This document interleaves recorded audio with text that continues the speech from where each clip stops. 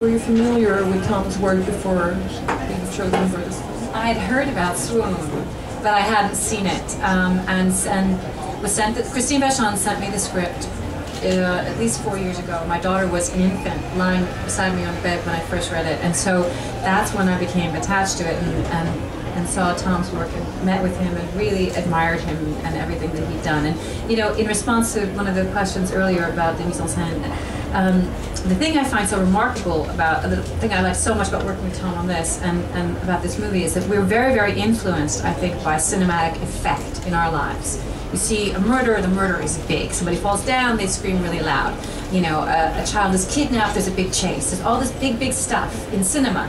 And we sort of feel like, well, our lives are, you know, those are the big moments. But often what happens in real life that can be tremendously moving and unbearably tragic and almost beyond what you can imagine seems very, very normal.